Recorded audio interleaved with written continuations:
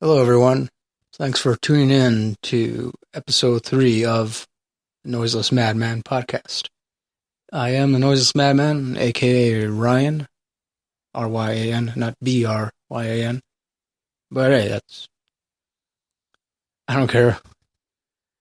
Well, I don't know, that brings to mind something which I feel kind of needs to be addressed or not addressed or not. I don't know. I mean, either way, it doesn't matter to me whether people call me Brian or Ryan or, but that's neither here nor there. So, I didn't have anything major planned for this episode 3.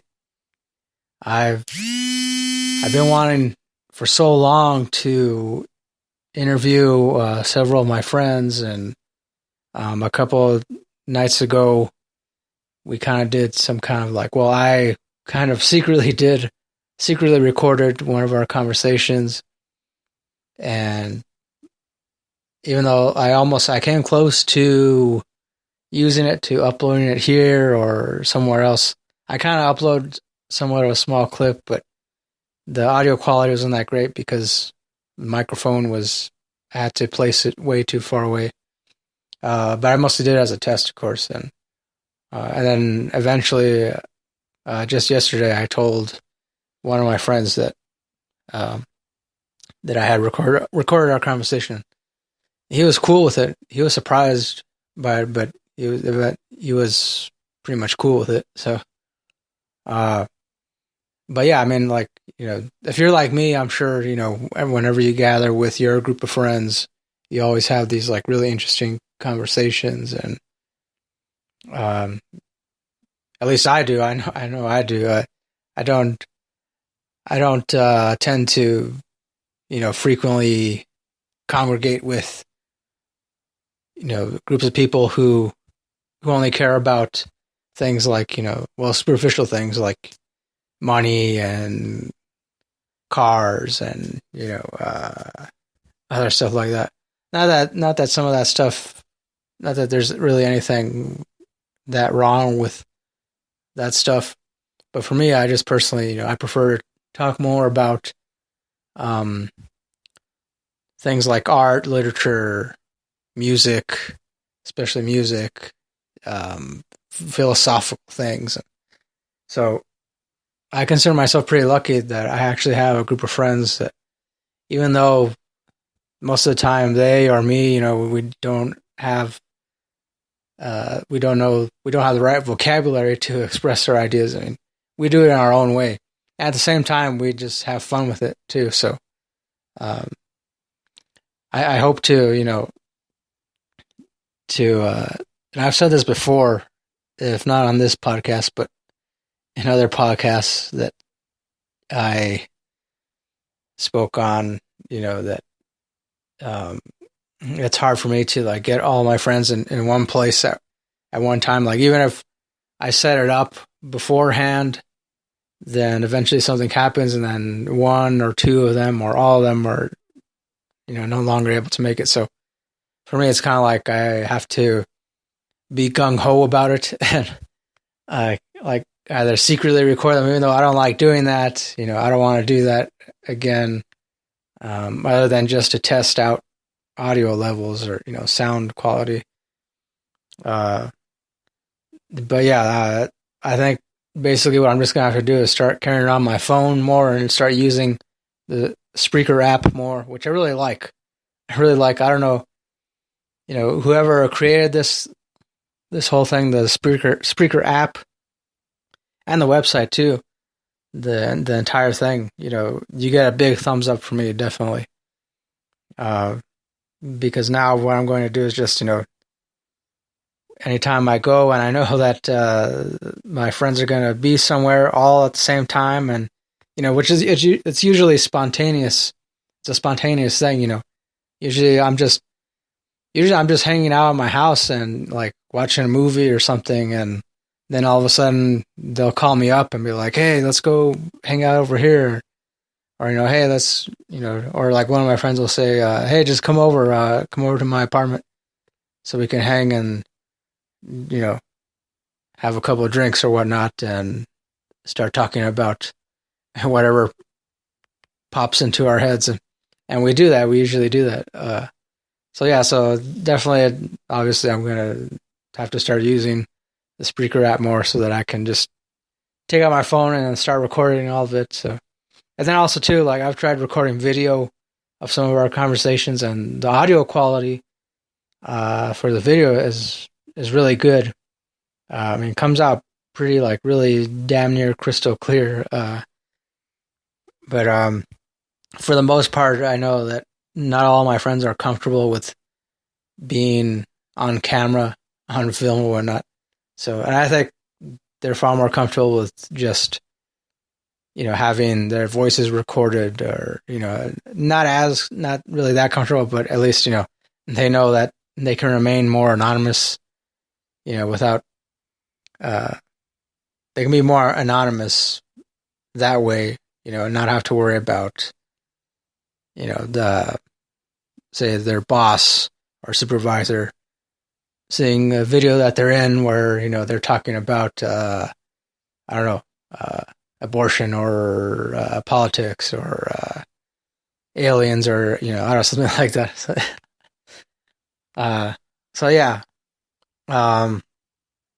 One thing I wanted to do was, since I am, in fact, in addition to being a podcaster, I am also a musician, a writer, an artist. So I figured for this episode I would just read some of my original poems. Now, different people have told me that the poems I write remind them of different things. Well, obviously, the same goes for any other writer or any other poet. But the majority of people, most of my friends, relatives that have read my poems have told me that my poems seem to remind them more of, I guess, early beatnik poetry, and by that, I suppose they mean that, it doesn't necessarily follow any kind of rhyme. It doesn't follow any kind of set pattern. So for me, when I write anything, I don't really like to think about it too much, unless I know it's going to be some like really long, epic story or novel or idea or something like that. But when it comes to writing poems and poetry, I don't like to think about it too much. I just, get out a pen and paper and just write down, as quickly as possible, whatever words pop into my head. And so, yeah. So without further delay here, I'm just going to read some of my original poems. And see here. Hopefully I can flip through the pages here without them sticking. So, okay, let's get to it. First one is titled Conform. And most of these are short, too, so. So the first one is Conform. Please do not make me conform. It will not happen. It will not happen. That's Conform. Next one is just titled Easy. Some nonsense is easy to digest. Some nonsense has no base of operation. Next one is just titled Stripes. Stripes, stars, colored stripes vilify temporal progression.